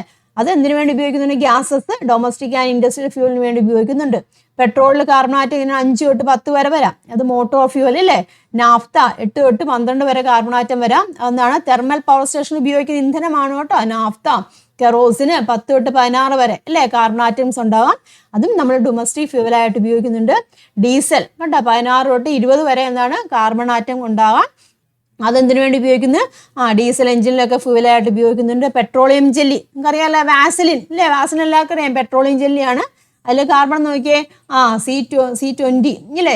20 തൊട്ട് 50 വരെയാണുള്ളത്. അപ്പോൾ അത് ലൂബ്രിക്കൻ്റ് ആയിട്ടും കോസ്മെറ്റിക്സിന് വേണ്ടിയൊക്കെ ഉപയോഗിക്കുന്നുണ്ട്. ഫ്യൂവൽ ഓയിൽ എന്താ നോക്കട്ടെ, അതൊക്കെ എന്തിനു വേണ്ടി ഉപയോഗിക്കും? തെർമൽ പവർ സ്റ്റേഷനിലും ഷിപ്പിലൊക്കെ ഉപയോഗിക്കുന്നുണ്ട്. പിന്നെ പാരഫിൻ വാക്സ് നിങ്ങൾ കേട്ടിട്ടുണ്ടായിരിക്കുമല്ലോ. നമ്മുടെ വാക്സ് ഒക്കെ ഉണ്ടാക്കാൻ കേട്ടോ, boot polish, wax paper, tarpaulin sheet ഒക്കെ ഇല്ല, അതൊക്കെ ഉണ്ടാക്കാൻ വേണ്ടിയാണ് നമ്മൾ പാരഫിൻ വാക്സ് ഉപയോഗിക്കുന്നത്. പിന്നെ മറ്റൊരു ഘടകമാണ് ബിറ്റുമൻ. ബിറ്റുമൻ ഉപയോഗിക്കുന്നത് നമ്മുടെ റോഡൊക്കെ ടാർ ചെയ്യാൻ വേണ്ടി ഉപയോഗിക്കുന്നതാണ് കേട്ടോ. അതിൽ ഏകദേശം 70 കേട്ടോ 70 കാർബൺ ആറ്റംസ് അതിൽ കൂടുതലുണ്ടാവും കേട്ടോ. ബിറ്റുമിനാണ് അത് നമ്മുടെ റോഡൊക്കെ ഒരുപാട് കാർബൺ ആറ്റം ഉണ്ട്. അതെന്തിനു വേണ്ടി ഉപയോഗിക്കുന്നുണ്ട്? നമ്മുടെ റോഡൊക്കെ ടാർ ചെയ്യാൻ വേണ്ടി ഉപയോഗിക്കുന്നത്. ഇതെല്ലാം എന്താണ്? പെട്രോളിയം പ്രൊഡക്ട്സ് ആണ് ഇല്ലേ? പെട്രോളിയത്തിനെ നമ്മൾ ഫ്രാക്ഷണൽ ഡിസ്റ്റിലേഷൻ ചെയ്യും, ആംശിക ഛേദനം ചെയ്യുമ്പോൾ കിട്ടുന്ന പ്രൊഡക്ട്സുകളാണത്. അതിലെല്ലാം കാർബൺ ആറ്റത്തിൻ്റെ എണ്ണം കണ്ടില്ലേ? നമ്മൾ കണ്ടായിരുന്നു കാർബൺ ആറ്റത്തിൻ്റെ എണ്ണം, അതുപോലെ തന്നെ കാർബൺ ചെയിൻ്റെ ഘടന, അതൊക്കെ അനുസരിച്ചിട്ടാണ് നമ്മൾ ഓരോന്നിൻ്റെയും ഗുണങ്ങൾ അവിടെ വരുന്നത്. മനസ്സിലായല്ലോ? അപ്പം എന്തൊക്കെയാണ് പ്രൊഡക്റ്റ് കിട്ടുന്നത്, അതിൻ്റെ ഉപയോഗങ്ങളൊക്കെ ഒന്ന് മനസ്സിലാക്കിയിരിക്കുക കേട്ടോ. ദെൻ അടുത്തതാണ് കോൾ എന്ന് പറയും. കോൾ അല്ലെങ്കിൽ മലയാളത്തിൽ പറയുന്നതാണ് കൽക്കരി, ഇല്ലേ? കൽക്കരി നിങ്ങൾ കേട്ടിട്ടുണ്ടായിരിക്കും. എന്താണ് കൽക്കരി? ഇപ്പൊ പെട്രോളിയം നമ്മൾ പറഞ്ഞു, പെട്രോളിയം എന്ന് പറഞ്ഞാൽ എന്താണ്? ഒരു ഫോസിൽ ഫ്യൂൽ ആണെന്ന് പറഞ്ഞു. അതുപോലെ തന്നെ ഭൂമിക്കടിയിൽ നിന്ന് കിട്ടുന്ന മറ്റൊരു ഫോസിൽ ഫ്യൂവൽ ആണ് എന്തെന്ന് പറഞ്ഞിരിക്കുന്നത്? കോൾ എന്ന് പറയുന്നത് കേട്ടോ. Call is also A fossil fuel obtained from the depths of the earth like petroleum. Petroleum പോലെ നമുക്ക് കിട്ടുന്ന, ഭൂമിക്ക് അടിയിൽ നിന്ന് കിട്ടുന്ന ഒരു ഫോസിൽ ഫ്യൂവൽ ആണ് എന്തെന്ന് പറഞ്ഞിരിക്കുന്നത്? കൽക്കരി എന്ന് പറയുന്നത്. മനസ്സിലായല്ലോ? കൽക്കരി ഉണ്ടാകുന്നത് എങ്ങനെയാണ്? നമ്മൾ നേരത്തെ പറഞ്ഞ പോലെ തന്നെ വർഷങ്ങൾക്ക് മുന്നേ എന്താണ് മണ്ണിലടിയിൽപ്പെട്ട് സസ്യാവശിഷ്ടങ്ങളിൽ നടക്കുന്ന ചില പ്രവർത്തനം, അതായത് കാർബണൈസേഷൻ എന്ന് പറയും, അതിന്റെ ഫലമായിട്ടാണ് കൽക്കരി ഉണ്ടാകുന്നത് കേട്ടോ. ഇതാ നോക്കുക. Coal is formed as a result of carbonisation of plant remains that lie buried in the soil for years. അതായത് വർഷങ്ങൾക്ക് മുമ്പ് മണ്ണിൽ അകപ്പെട്ട സസ്യാവശിഷ്ടങ്ങൾ കേട്ടോ. പ്ലാന്റ് റിമൈൻസ്, സസ്യാവശിഷ്ടങ്ങളിൽ നടക്കുന്ന കാർബണൈസേഷൻ എന്നൊരു പ്രോസസ്സ് ഉണ്ട് കേട്ടോ. കാർബണൈസേഷൻ കേട്ടോ, അതിന്റെ ഫലമായിട്ടാണ് കൽക്കരി ഉണ്ടാകുന്നത്. അപ്പൊ എങ്ങനെയാണ് കോൾ ഉണ്ടാകുന്നതെന്നൊക്കെ ചോദിക്കാം, മനസ്സിലാക്കിയിരിക്കാം. ഇനി എന്താണ് ഈ കാർബണൈസേഷൻ എന്ന് പറഞ്ഞാൽ? എന്താ നോക്കിയേ. Carbonisation is a process by which remains of plants are converted into carbon at high temperature and pressure in the absence of air. എന്താണ്? വായുവിന്റെ അസാന്നിധ്യത്തിൽ, in the absence of air, വായുവിന്റെ അസാന്നിധ്യത്തിൽ ഇങ്ങനെ ഹൈ ടെമ്പറേച്ചർ ആൻഡ് പ്രഷർ, ഉയർന്ന താപനിലയിലും പ്രഷറിലും മർദ്ദത്തിലും എങ്ങനെയാണ് എന്താണ് റിമൈൻസ് ഓഫ് പ്ലാന്റ്, സസ്യങ്ങളുടെ അവശിഷ്ടങ്ങളൊക്കെ ഉണ്ടല്ലോ, അത് കാർബൺ ആയി മാറുന്ന പ്രവർത്തനമാണ് കാർബണൈസേഷൻ എന്ന് പറഞ്ഞിരിക്കുന്നത്. അപ്പം വർഷങ്ങളോളം മണ്ണിനടിയിൽ കിടന്ന് അവിടെ എയറിന്റെ സാന്നിധ്യം ഒന്നുമില്ലാതെ ഹൈ ടെമ്പറേച്ചറിലും പ്രഷറിലും ഇല്ലേ സസ്യങ്ങളുടെ അവശിഷ്ടങ്ങൾ എന്താണ് കാർബൺ ആയിട്ട് മാറുന്നുണ്ട്. അതിനെയാണ് നമ്മൾ കാർബണൈസേഷൻ എന്ന് പറഞ്ഞിരിക്കുന്നത്. അപ്പം അങ്ങനെ കാർബണൈസേഷൻ ചെയ്തിട്ടാണ് നമുക്ക് എന്ത് കിട്ടുന്നത്? ഈ കൽക്കരി അല്ലെങ്കിൽ കോള് നമുക്ക് കിട്ടുന്നത്. മനസ്സിലായല്ലോ? ഇനി coal is mainly composed of carbon, അല്ലേ? കാർബൺ വെച്ചാൽ നമ്മൾ കണ്ടു. Because plants contain carbon compounds but the amount of carbon present in different types of coal varies. Note the illustration given below showing different forms of coal and their carbon content. അതായത് കൽക്കരിയിൽ എന്താണ് പ്രധാനമായിട്ട്, കോളിൽ എന്താണ് പ്രധാനമായിട്ടുള്ളത്? പ്ലാന്റ്സിന്റെ remains ആണെന്ന് പറഞ്ഞു. പ്ലാന്റ്സിന്റെ റിമൈൻസിൽ എങ്ങനെയാണ് കാർബൺ ഇല്ല, സസ്യങ്ങളിലെ കാർബൺ സംയുക്തങ്ങൾ കൂടുതലായിട്ട് അടങ്ങിയിട്ടുണ്ട്. അതുകൊണ്ട് തന്നെ കൽക്കരിയുടെ പ്രധാന കോമ്പൗണ്ട് എന്ന് പറഞ്ഞിരിക്കുന്നത് എന്ത് തന്നെയാണ്? കാർബൺ തന്നെയാണ്. മനസ്സിലാവുന്നുണ്ട് പറഞ്ഞു. എന്നാൽ വിവിധതരം കൽക്കരിയിൽ അടങ്ങിയിരിക്കുന്ന കാർബന്റെ അളവ് വ്യത്യാസപ്പെട്ടു. പലതരത്തിലുള്ള കൽക്കരിയുണ്ട്, അതിൽ അടങ്ങിയിരിക്കുന്ന കാർബന്റെ അളവ് അവിടെ വ്യത്യാസപ്പെട്ടിട്ടുണ്ട് കേട്ടോ. അതിന്റെ ഒരു ചിത്രമാണ് ഇവിടെ കൊടുത്തിരിക്കുന്നത്. മനസ്സിലാവുന്നുണ്ട്? കോള് പലതരത്തിലുള്ളതുണ്ട്, കണ്ടല്ലോ. എന്ത് തരത്തിലുള്ള കോളാണ്? 4 തരത്തിലുള്ള കോളാണുള്ളത്. ഇതാ നോക്കിയേ, ഇതാണ് ആദ്യത്തെ ആന്ത്രാസൈറ്റ്. ആന്ത്രാസൈറ്റിൽ ഇത് നോക്കിയേ, കാർബണിന്റെ അളവ് എന്തോരാന്ന് നോക്കിയേ, 94% കാർബൺ ഉണ്ട്. മനസ്സിലായല്ലോ? ദെൻ പീറ്റ് എന്ന് വെച്ചാൽ എന്താണ്? ഒരു കോളാണ് കേട്ടോ, ഒരു കോളാണ്. അതിൽ എന്തോരാണ്? 57% കാർബൺ ആണുള്ളത്. ലിഗ്നൈറ്റിൽ ഏതാണ്? 67% കാർബൺ ആണുള്ളത്. ബിറ്റുമിനസ് കോൾ അതിലെത്രയാണ്? 83% കോൾ. അപ്പം കൂടുതലായിട്ട് കാർബന്റെ അളവുള്ള കോൾ ഏതാണ്? നമ്മുടെ ആന്ത്രാസൈറ്റ് ആണ് കേട്ടോ. ആന്ത്രാസൈറ്റിലാണ് കൂടുതലായിട്ടും, ആന്ത്രാസൈറ്റ് ഒരു കോളാണ്, അതിലാണ് കൂടുതലായിട്ടും കാർബൺ അടങ്ങിയിരിക്കുന്നത്. ഓക്കെ ആണല്ലോ? നോക്കിയ ക്വസ്റ്റ്യൻ കണ്ടല്ലോ. Which form of the call has highest carbon content? Highest carbon content ഉള്ളത് ഏതാണ്? ആന്ത്രാസൈറ്റ് അല്ലേ? ആന്ത്രാസൈറ്റിലാണ് കൂടുതലായിട്ടും കാർബൺ കണ്ടന്റ് ഉള്ളത്. എന്തോരാണ്? 94% അല്ലേ? 94% കാർബൺ ആണ് അവിടെയുള്ളത്. ഇനി which form of the call has A lowest carbon content? ഏറ്റവും കുറവ് കാർബൺ കണ്ടന്റ് ഉള്ളത് ഏതാണ്? ലോവസ്റ്റ് ഇതാ ഇത് ഇല്ലേ, പീറ്റിലാണ് അല്ലേ? പീറ്റിലാണ് ഏറ്റവും കുറവ് കാർബൺ കണ്ടന്റ് ഉള്ളത് കോള് ഇല്ലേ? അപ്പോൾ അതിലെത്രയാണ്? 57% ആണ് കേട്ടോ. ഇതൊക്കെ നോട്ട് ചെയ്ത് വെച്ചോളൂ കേട്ടോ. അപ്പം എന്തൊക്കെയാണ് കോളുകൾ? 4 തരത്തിലുള്ള കോളുകൾ ഏതൊക്കെയാണെന്ന് ചോദിക്കാം ഇല്ല. Anthracite, peat, bituminous coal, lignite. അതിൽ കൂടുതൽ കാർബൺ കണ്ടന്റ് ഉള്ളത് ഏതാണ്? ആന്ത്രാസൈറ്റ് ആണ്. കൂടുതൽ കാർബൺ കണ്ടന്റ് ഉള്ളത് ആന്ത്രാസൈറ്റ് ആണ്. കുറവ് കാർബൺ കണ്ടന്റ് ഉള്ളത് ഏതാണ്? പീറ്റുമാണ്. മനസ്സിലായല്ലോ? ഇനി നോക്കാം യൂസസ് ഓഫ് കോൾ. കോളിന്റെ ഉപയോഗങ്ങൾ എന്തൊക്കെയാണ് നമുക്ക് നോക്കാം. ഇതിനു വേണ്ടിയൊക്കെ ഉപയോഗിക്കുന്നുണ്ട്. As domestic and industrial fuel, അതായത് ഗാർഹിക വ്യാവസായിക ഇന്ധനമായിട്ടൊക്കെ ഉപയോഗിക്കുന്നുണ്ട്. അതുപോലെ തന്നെ for the manufacture of coke, coal tar, coal gas. Coal tar, coal gas ഇവയുടെയൊക്കെ നിർമ്മാണത്തിന് ഉപയോഗിക്കുന്നുണ്ട്. Source of aromatic compounds like benzene, naphthalene, phenol etcetera. Benzene, naphthalene ഒക്കെ കണ്ടില്ലേ, ഫിനോള് തുടങ്ങിയൊക്കെ അരോമാറ്റിക് സംയുക്തങ്ങളുടെ ഉറവിടമാണ്, സോഴ്സ് ആണ് ഈ കോൾ എന്ന് പറഞ്ഞിരിക്കുന്നത് കേട്ടോ. പിന്നെ എന്താണ്, for the manufacture of synthetic petrol, synthetic പെട്രോളിൻ്റെ നിർമ്മാണത്തിന് ഉപയോഗിക്കുന്നുണ്ട്. പിന്നെന്താണ്, in the manufacture of some fertilisers, medicines, perfumes, ചില വളങ്ങൾ, മരുന്നുകൾ, അതുപോലെ തന്നെ എന്താണ് പെർഫ്യൂംസ് ഒക്കെ ഉണ്ടല്ലോ, ഇവിടെയൊക്കെ നിർമ്മാണത്തിന് എന്തുപയോഗിക്കുന്നുണ്ട്, കോൾ ഉപയോഗിക്കുന്നുണ്ട്. മനസ്സിലായല്ലോ. അപ്പോൾ മറ്റൊരു ഫോസിൽ ഫ്യൂവലാണ് എന്തെന്ന് പറഞ്ഞിരിക്കുന്നത്, കോള്. കോളിൻ്റെ മെയിൻ കണ്ടന്റ് ഏതാണ്, കാർബൺ ആണ്. അത് പ്ലാന്റ് റിമൈൻസിൽ നിന്നാണ് ഇത് ലഭിക്കുന്നത്. അപ്പോൾ ആ പ്രോസസ്സിന് പറയുന്ന പേരെന്താണ്, കാർബണൈസേഷൻ എന്നാണ് പറയുന്നത്. കാർബണൈസേഷൻ എന്താണെന്ന് മനസ്സിലാക്കിയിരിക്കുക. കോള് 4 തരത്തിലുള്ളതുണ്ട്. അതിൽ കൂടുതൽ കാർബൺ കണ്ടന്റ് ഉള്ള കോളാണ് ആന്ത്രാസൈറ്റ്, കുറവ് കാർബൺ കണ്ടന്റ് ഉള്ളതാണ് പീറ്റ്. യൂസസ് ഓഫ് കോൾ ഇതൊക്കെ പോയിന്റ് ആയിട്ട് നോട്ട് ചെയ്ത് വെച്ച് പഠിക്കുക കേട്ടോ. ഇനി അടുത്ത ഒരു എന്താണ് ഫോസിൽ ഫ്യൂവൽ ആണ് നാച്ചുറൽ ഗ്യാസ് എന്ന് പറയുന്നത്. നമ്മൾ പെട്രോളിയം ഒരു ഫോസിൽ ഫ്യൂവൽ ആണെന്ന് കണ്ടു, അതുപോലെ തന്നെ പിന്നെന്താണ് നമ്മൾ കണ്ടു, കോള് കണ്ടു. ഇനി അടുത്ത ഒരു എന്താണ് ഫോസിൽ ഫ്യൂവൽ ആണ് നാച്ചുറൽ ഗ്യാസ് അല്ലെങ്കിൽ പ്രകൃതി വാതകം എന്ന് പറയും. നോക്കാം. Natural gas is A fossil fuel. It is often found in petroleum. It's main constituent gas is methane കേട്ടോ. അതായത് നാച്ചുറൽ ഗ്യാസ് എന്ന് പറഞ്ഞാൽ എന്താണ്, ഒരു ഫോസിൽ ഫ്യൂവൽ ആണ്. ഇത് പലപ്പോഴും പെട്രോളിയത്തിനോടൊപ്പമാണ് കാണപ്പെടുന്നത്. നമ്മൾ കണ്ടില്ലെന്നേ, പെട്രോളിയം ഗ്യാസ് എന്നാണ് ഏകദേശം അടുത്തടുത്തല്ലേ കിടക്കുന്നുണ്ടല്ലേ. പെട്രോളിയം എന്താ ഇവിടെ, പെട്രോളിയം ഇവിടെയാണ് കിടക്കുന്നത്, നാച്ചുറൽ ഗ്യാസ് ഇവിടെയാണ്, അടുത്തടുത്താണ് കിടക്കുന്നത്. അപ്പം ഇതിനോട് അനുബന്ധിച്ച് തന്നെയാണ് നമുക്ക് കിട്ടുന്നതും കേട്ടോ. പെട്രോളിയത്തിനോടൊപ്പം കിട്ടുന്ന ഫോസിൽ ഫ്യൂൽ ആണ് നമ്മുടെ നാച്ചുറൽ ഗ്യാസ് എന്ന് പറഞ്ഞിരിക്കുന്നത്. ഇതിലെ പ്രധാന ഘടകം നോക്കി വെച്ചോളൂ കേട്ടോ, മീഥെയിൻ ആണ്. നാച്ചുറൽ ഗ്യാസിന്റെ പ്രധാന ഘടകം ഏതാണ്, മീഥെയിൻ കേട്ടോ. പ്രത്യേകം നോട്ട് ചെയ്തോണം കേട്ടോ. നാച്ചുറൽ ഗ്യാസിന്റെ പ്രധാന ഘടകം ഏതാണ്, മീഥെയിൻ ആണ്. ഇനി CNG നിങ്ങൾ കേട്ടിട്ടുണ്ടായിരിക്കുമല്ലോ, എന്താണ് കംപ്രസ്ഡ് നാച്ചുറൽ ഗ്യാസ് എന്ന് പറയും കേട്ടോ. Is used in many cities today as pollution free vehicle fuel ആയിട്ട്. CNG എന്തിനു വേണ്ടിയാണ് ഉപയോഗിക്കുന്നത്, നമ്മുടെ വാഹനങ്ങളിലെ ഫ്യൂവൽ ആയിട്ട് ഉപയോഗിക്കുന്നതാണ് കേട്ടോ. വാഹനങ്ങളിലെ ഫ്യൂവൽ ആയിട്ട് ഉപയോഗിക്കുന്ന ഗ്യാസ് ആണ് ഏതാണ്, CNG എന്ന് പറഞ്ഞിരിക്കുന്നത് കേട്ടോ. CNGനെ കംപ്രസ്ഡ് നാച്ചുറൽ ഗ്യാസ് എന്ന് പറഞ്ഞിരിക്കുന്നത്. അതായത് ഉയർന്ന മർദ്ദത്തിൽ, നാച്ചുറൽ ഗ്യാസ് എന്ന് പറഞ്ഞാൽ മീഥേൻ അല്ലേ, അപ്പോൾ ഉയർന്ന മർദ്ദത്തിലുള്ള മീഥേൻ വാതകമാണ് അതിന്റെ മെയിൻ കമ്പോണന്റ് എന്ന് പറഞ്ഞിരിക്കുന്നത്. ഉയർന്ന മർദ്ദത്തിലാണ് കേട്ടോ. ഇറ്റ്സ് മെയിൻ കമ്പോണന്റ് ഈസ് കണ്ടോ, methane gas at high pressure, CNG കേട്ടോ.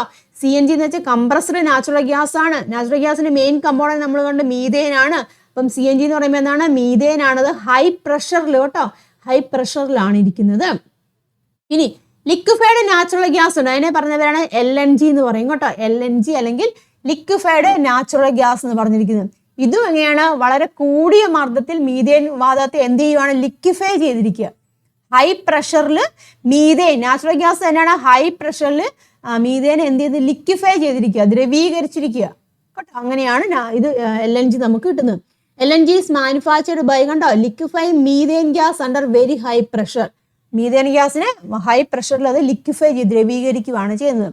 It is an eco friendly fuel as it emits less carbon than other fuel. അത് എക്കോ ഫ്രണ്ട്ലി ആയിട്ടുള്ളൊരു നാച്ചുറൽ ഗ്യാസ് ആണ് LNG എന്ന് പറഞ്ഞിരിക്കുന്നത്. ലിക്വിഫൈഡ് നാച്ചുറൽ ഗ്യാസ് ആണ്, അത് അധികം കാർബൺ ഒന്നും പുറന്തള്ളുന്നില്ല.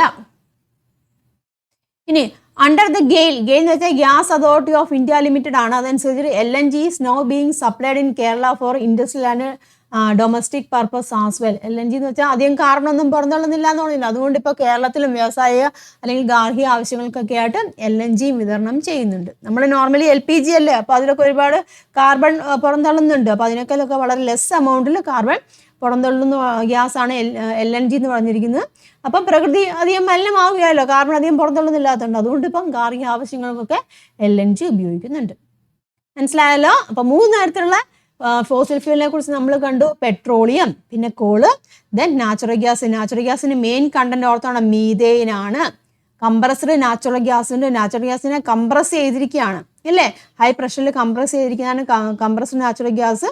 അത് മീഥെയിൻ ആണ്. മീഥെയിനെ കംപ്രസ് ചെയ്തിരിക്കുക. LNG എന്ന് പറഞ്ഞിരിക്കുന്നതാണ് ലിക്വിഫൈഡ് ചെയ്തിരിക്കുന്ന നാച്ചുറൽ ഗ്യാസ് ആണ്. മീഥെയിനെ ലിക്വിഫൈ ചെയ്തിരിക്കുകയാണ്. ഓക്കെ ആണല്ലോ. അപ്പം നമ്മളെന്താണ് കാർബൺ കോമ്പൗണ്ട്സിനെ കുറിച്ചല്ലേ ഈ ഒരു ചാപ്റ്ററിൽ ഓർഗാനിക് കെമിസ്ട്രിയിൽ പ്രധാനം കണ്ടതല്ലേ, ഹൈഡ്രോ കാർബൺ, അതിലെ കാർബൺ കോമ്പൗണ്ട്സിനെ കുറിച്ചൊക്കെയാണ് നമ്മൾ കണ്ടത്.